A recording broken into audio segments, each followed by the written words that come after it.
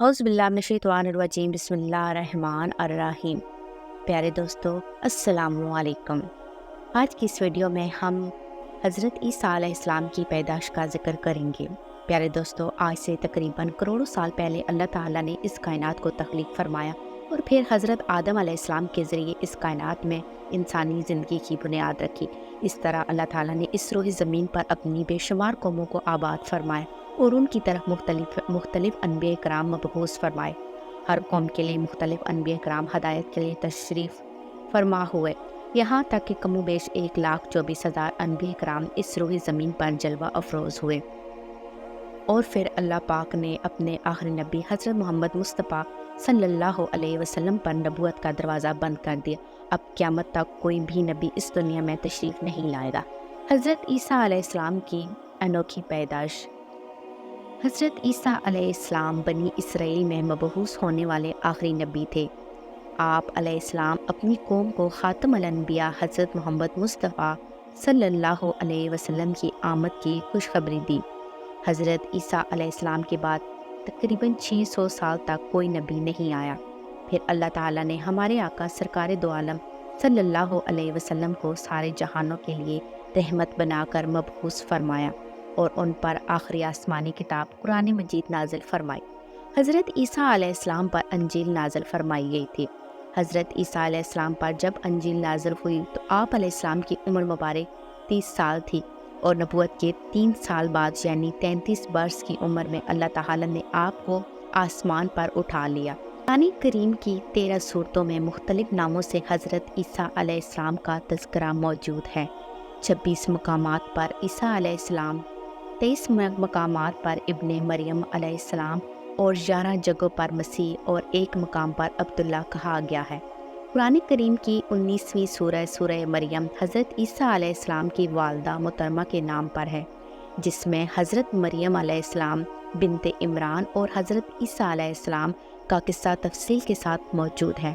اس کے علاوہ قرآن کریم کی تیسری سورہ آل عمران حضرت مریم علیہ السلام کے والد ماجد کے نام سے منسوب ہے، جس میں حضرت مریم علیہ السلام کی پیدائش کا واقعہ بیان کیا گیا ہے۔ قرآن کریم کی 5ویں سورۃ المائدہ میں اس کھانے کا ذکر ہے جس کی فرمائش حضرت عیسیٰ علیہ السلام کے حواریوں نے کی تھی۔ حضرت عیسیٰ علیہ السلام نے بارگاہ خداوندی میں دعا کی جس پر آسمان سے مائدہ یعنی کھانے کے خواہاں کا نزول ہوا۔ بیٹے کی بشارت سورہ مریم کی آیات 16 سے 35 کے درمیان حضرت عیسیٰ علیہ السلام کی پیدائش کا ذکر فرمایا گیا ہے۔ حضرت مریم علیہ السلام بیت المقدس سے متصل حجرے میں قیام پذیر تھی۔ ایک دن وہ مسجد کی مشرقی کونے میں عبادت یا کسی اور مقصد سے تشریف لے گئی اور پردہ کر لیا۔ امام قرطبہ رحمۃ اللہ فرماتے ہیں کہ وہ حسب عادت ایک یکسوئی کے ساتھ عبادت الہی میں مشغول ہونے کے لیے ہجرے کے مشرق کی جانب کسی گوشے میں تشریف لے گئی۔ حضرت مریم علیہ السلام اس گوشے میں تنہا تھی کہ اچانک حضرت جبرائیل امین علیہ السلام انسانی شکل میں تشریف لائے۔ حضرت مریم علیہ السلام نے ایک اجنبی شخص کو یوں اپنے قریب دیکھا تو گھبرا گئیں اور کہنے لگی، میں تو اس سے رحمان کی پناہ مانگتی ہوں، اگر تو اللہ سے ڈرتا ہے تو یہاں سے چلا جا۔ حضرت جبرائیل علیہ السلام نے فرمایا، تم مجھ سے ڈرو نہیں، میں تو پروردگار کا بھیجا ہوا فرشتہ ہوں اور تمہیں ایک پاکیزہ بیٹا دینے کی خوشخبری لے کر آیا ہوں۔ حضرت مریم علیہ السلام نے نہایت حیران اور پریشان ہوئی اور تعجب سے فرمایا، بھلا میرے ہاں بچہ کیسے ہو سکتا ہے؟ مجھے تو کسی انسان نے ہاتھ تک نہیں لگایا اور نہ ہی میں بدکار ہوں۔ حضرت جبرائیل علیہ السلام نے فرمایا، ہاں بات تو یہی ہے، لیکن اللہ تعالیٰ فرماتے ہیں کہ میرے لیے بہت آسان ہے اور ہم اسے اپنی قدرت تخلیل کے لیے نشانی بنانا چاہتے ہیں۔ اس سے قبل ہم نے تمہارے باپ آدم علیہ السلام کو مرد اور عورت کے بغیر تمہاری ماں حوا کو صرف مرد سے پیدا کیا، اور اب عیسیٰ علیہ السلام کی پیدائش کر کے چوتھی شکل میں بھی پیدا کرنے پر اپنی قدرت کا اظہار کرنا چاہتے ہیں، اور وہ ہے صرف بغیر مرد کے پیدا کرنا۔ دراصل اللہ تعالیٰ تو قادر مطلق ہے اور جب جہاں اور جس طرح چاہے پیدا کر سکتے ہیں۔ وہ بے جان چیز سے جاندار کو پیدا کر سکتے ہیں اور جاندار سے بے جان۔ حضرت عیسیٰ علیہ السلام کی پیدائش بیٹے کی بشارت کے بعد حضرت جبرائیل نے آپ علیہ السلام پر پھونک ماری اور وہاں سے چلے گئے۔ کچھ دنوں کے بعد حضرت مریم علیہ السلام کو بچے کی پیدائش کے آثار محسوس ہونے لگے۔ جیسے جیسے پیدائش کے دن قریب آتے جا رہے تھے، آپ علیہ السلام کی پریشانی میں بھی اضافہ ہوتا چلا جا رہا تھا۔ جب پیدائش کا وقت قریب آیا تو آپ علیہ السلام لوگوں کے خوف سے بیت المقدس سے تقریباً 9 میل دور جنگل کی جانب ایک پہاڑی کو استراحت کی جانب چلی گئیں۔ یہی وہ جگہ ہے جو بعد میں بیت الحم کہلائے۔ جب درد ظہر شروع ہوا تو آپ علیہ السلام ایک کھجور کے درخت سے ٹیک لگا کر بیٹھ گئیں۔ زچگی کی تکلیف، شدت اور دنیا والوں کے خوف نے آپ دیدہ کر دیا۔ کہنے لگی کاش میں اس سے پہلے ہی مر گئی ہوتی اور لوگوں کی یاد سے بھی بھولی بسری ہو جاتی۔ علماء فرماتے ہیں کہ انہوں نے موت کی آرزو اس لیے کی کہ وہ عزیز و اقارب، خاندان، برادری اور لوگوں کو کس طرح مطمئن کر سکیں گی جبکہ کوئی ان کی صداقت کی تصدیق کرنے والا بھی نہیں۔ ان کی شہرت ایک نیک پارساں اور زائدہ کے طور پر تھی، لہٰذا ان کے لیے یہ تصور ہی بڑا روح فرسا اور تکلیف دہ تھا کہ لوگ انہیں بدکار سمجھیں۔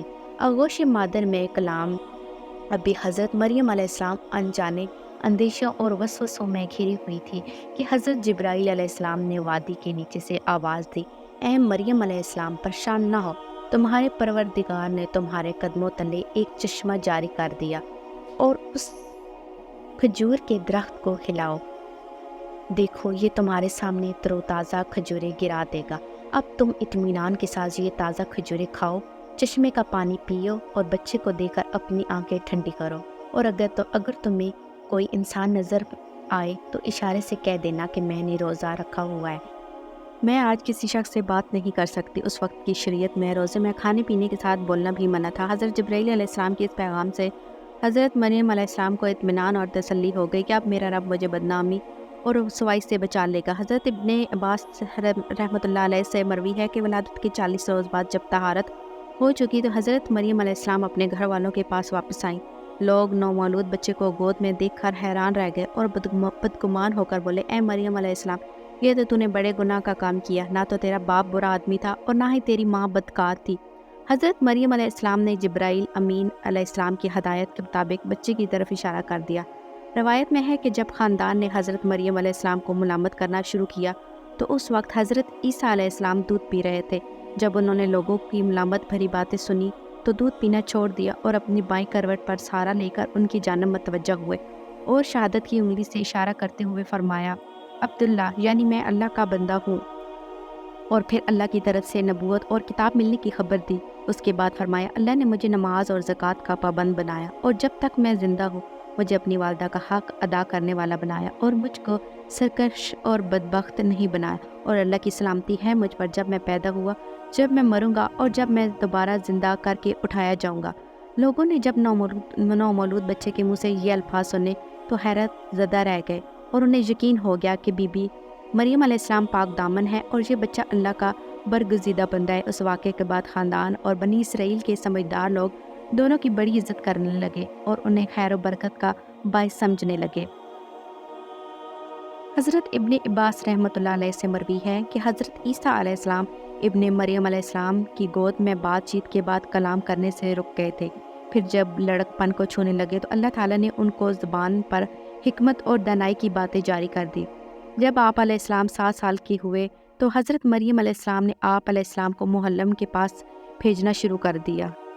حضرت عیسیٰ علیہ السلام بچپن میں ہی اللہ کی طرف سے الہام کردہ عجائبات کا نظارہ کرتے تھے۔ یہ بات یہودیوں میں پھیل گئی تو انہوں نے آپ علیہ السلام کے خلاف منصوبے بنانے شروع کر دیے۔ حالانکہ آپ علیہ السلام کے خاندان کے لوگ آپ علیہ السلام کی اور حضرت مریم علیہ السلام کی بہت عزت کرتے تھے، یہود نے آپ علیہ السلام اور آپ علیہ السلام کی والدہ کے متعلق طرح طرح کے اعتراضات شروع کر دیے۔ یہ وہ وقت تھا کہ جب حضرت زکریا علیہ السلام بنی اسرائیل کے پیغمبر تھے، لیکن یہود اپنی سابقہ روایات اور عادات خبیثہ کے باعث حضرت زکریا علیہ السلام کی نافرمانی اور ان کی تکذیب کرتے تھے۔ ان لوگوں نے مختلف گروہوں میں تقسیم ہو کر مشرکانہ طور طریقے اختیار کر لیے تھے، یہاں تک کہ اپنی خواہشات کے مطابق تورات میں بھی بہت زیادہ رد و بدل کر لیا تھا۔ ان کے عقائد و اعمال دن بدن بدتر ہوتے چلے جا رہے تھے۔ جب بیت المقدس کے حالات خراب ہونے لگے تو حضرت مریم علیہ السلام آپ علیہ السلام کو لے کر اپنے عزیزوں کے پاس مصر چلی گئیں۔ 13 سال بعد اللہ تعالیٰ کے حکم سے مصر سے واپس ہوئی۔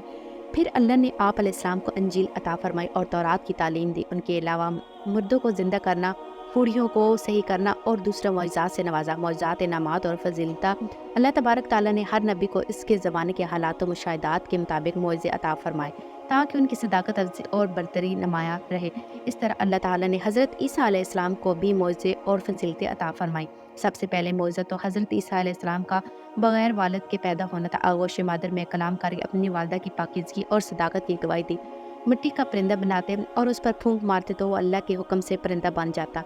पैदाइशी नाबीना की आंखों पर हाथ रखते तो उसकी बेनाई ऐसे आ जाती जैसे कभी नाबीना ना हुआ। बर्स, जज़ाम और कूड़ के मरीज़ों को अल्लाह के हुक्म से सेहतयाब करते। मुर्दों को ज़िंदा कर देते। लोग जो कुछ घरों से खा कर आते और जो अपने घरों में ज़ख़ीरा करते उसकी तफसील बताते। अल्लाह ने यहूदो नसारा के फांसी से बचा कर जिंदा सलामत आसमान पर उठा लिया। क़यामत के करीब दोबारा दुनिया में तशरीफ़ लाएंगे और लोगों से कलाम करेंगे, जिसका इशारा सूरह आले इमरान में है कि माँ की गोद में भी और उधेड़ उम्र में भी कलाम करेंगे। जब आप अलैहिस्सलाम को दुनिया में दोबारा भेजा जाएगा तो आप अलैहिस्सलाम उम्मत मुहम्मदिया सल्लल्लाहु अलैहि वसल्लम की क़यादत के लिए ये हैसियत खलीफतुल रसूल सल्लल्लाहु अलैहि वसल्लम और उम्मती की तशरीफ़ लाएंगे। आप अलैहिस्सलाम मुसलमानों के साथ मिलकर जहाद करेंगे, दज्जाल और खंजीर का खात्मा करेंगे, स्लिप तोड़ेंगे, ज़मीन में अमन व बरकत होगी और दुनिया में सिर्फ इस्लाम रह जाएगा।